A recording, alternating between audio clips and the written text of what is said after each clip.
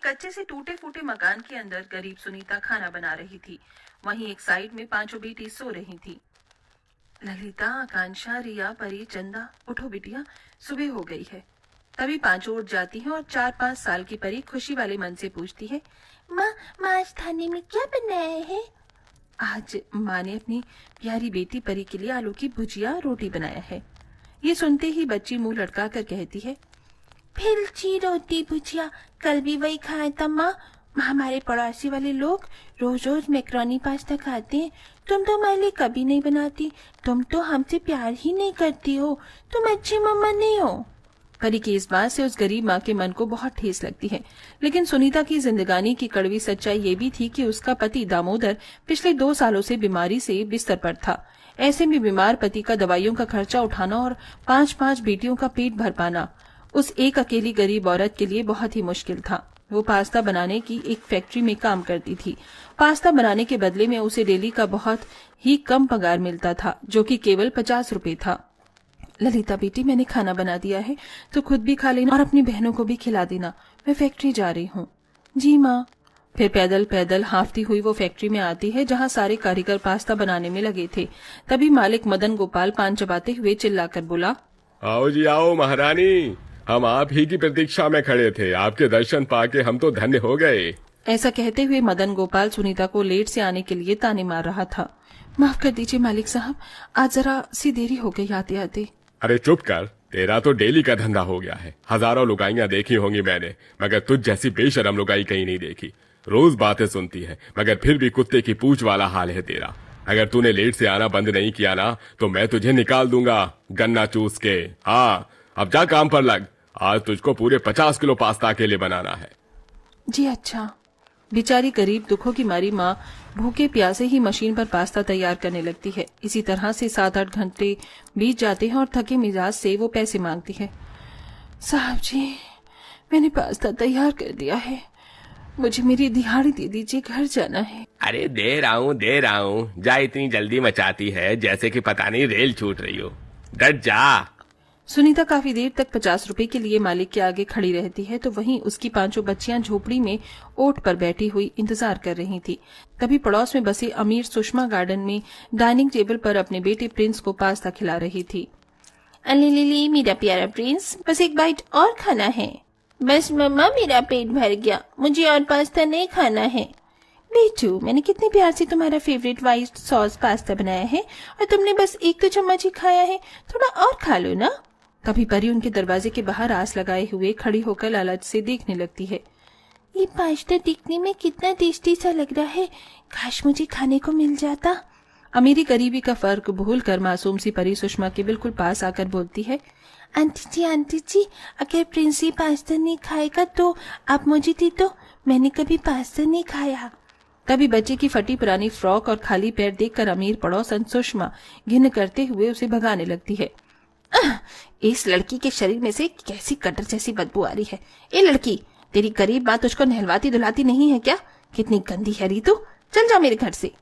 डबडबाई आंखों से परी फिर से पास्ता खाने की इच्छा को दोहराती है।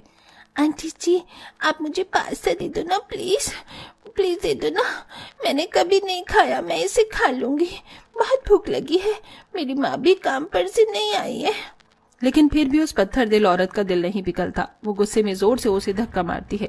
एक बार बोलने पर समझ नहीं आता, चल जा यहाँ से।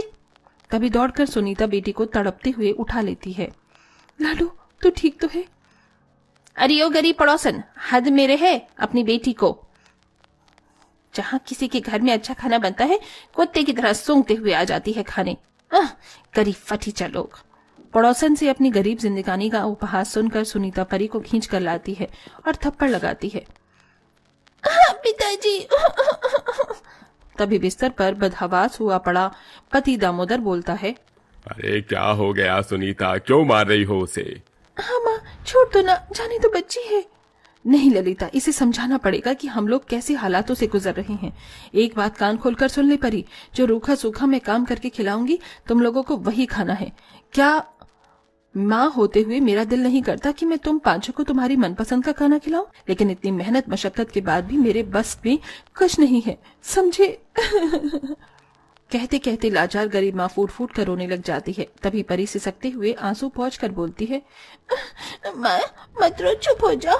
आज के बाद मैं तुमसे पास्ता नहीं मांगूंगी, जो बनाओगी वही खा लूंगी, मेरी बच्ची। सुनीता पांचू को गले से लगा लेती है, लेकिन कहते हैं ना, माँ तो माँ होती है। वो खुद पर 1000 गम ले लेती है, लेकिन औलाद को खुशियां ही खुशियां देने जानती है। वो सारी रात पांचू के चेहरे देख देख कर पलके भिगोती रही। मैं मेरी बेटियों को छोटी छोटी चीजों के लिए दिल नहीं तरसाने दूंगी, चाहे मुझे अपना पेट क्यों न काटना पड़े। अगले दिन फैक्ट्री जाके वो मालिक से बोलती है, मालिक आज से मैं ओवर टाइम लगाऊंगी, आप कितने पैसे देंगे? ये तो काम के हिसाब से है, मगर 7 बजे के बाद पास्ता नहीं बनेगा। चावलों की थ्रेसिंग का काम होता है और उसके लिए कोई अलग से मशीन नहीं है। सूप से फटकना होगा तुझे, बदले में 50 रुपए उसके ले लियो तू। 50 रुपए मिलने के लिए सुनीता सहमत हो गई और रात के 8-10 बजे तक काम करने लगी और थक कर चूर होकर घर लौटा करती। तभी हर शाम ढली गली में से पास्ता बेचने वाला रेडी लेकर जाता तो पांचों खाने के लिए ललचा जाती थी। पास्ता खा लो, pasta, masala pasta, garlic pasta, white sauce pasta. आओ प्यारे बच्चों, आओ पास्ता खा लो।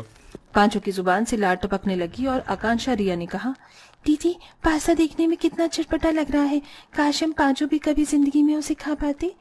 लेकिन हमारी किस्मत में पास्ता खाना नहीं है, क्योंकि हम गरीब है ना ललिता दीदी। हाँ बहनों, तुम सब तो जानती हो माँ कितनी दिक्कत दुख और परेशानी से कमाकर हमको खिलाती है।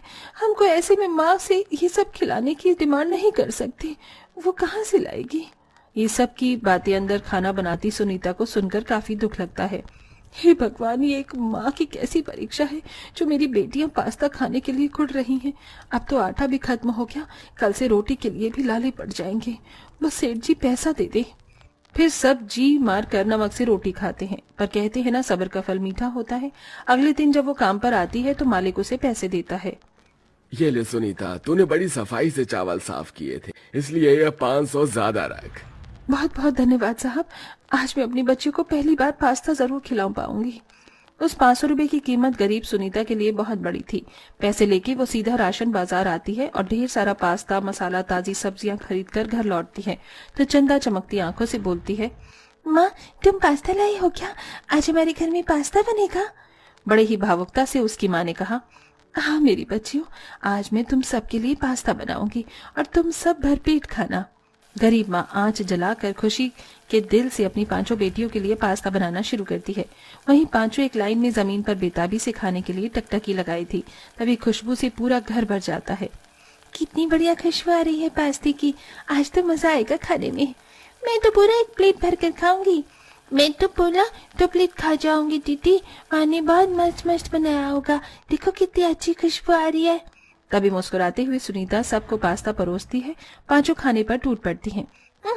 अरे वाह माँ, कितना मस्त पास्ता बनाया है तुमने, हमने जिंदगी में पहली बार पास्ता खाया है। सच्ची मुच्ची माँ, आपने बहुत ही टेस्टी पास्ता बनाया है, आज हमने पहली बार खाया है, मुझे और खाना है। अपनी पांचों बेटियों के चेहरे पर पहली बार पास्ता खाने की खुशी देखकर झलकती आंसुओं से वो गरीब माँ कहती है, हाँ लेना लाडू, खा, पेट भरकर अच्छे से खाना, मैंने तुम सबके लिए बहुत सारा बनाया है, कम नहीं पड़ेगा। पांचों दिल भर कर पास्ता खाती हैं और ललिता बोलती है, माँ जब आप इतना टेस्टी पास्ता बना सकती हो तो फिर आप फैक्ट्री में क्यों काम करती हो? आप तो पास्ते का ठेला लगा लो, एकदम अलग चीज है ये, खूब बिकेगी और हम भी आपकी मदद करेंगे। ललिता की सोच ने उस गरीब माँ को कमाई का रास्ता दिखा दिया। फिर सुनीता पास्ते का रेडी लगा लेती है। धीरे धीरे लोग भी बढ़ते जाते हैं और यहाँ से गरीब माँ बेटियों का जीवन पूरी तरह बदल जाता है। वेल दोस्तों, क्या आपको पास्ता खाना पसंद है और आप कितनी एज में हमारी कहानियां देख रहे हैं? कमेंट में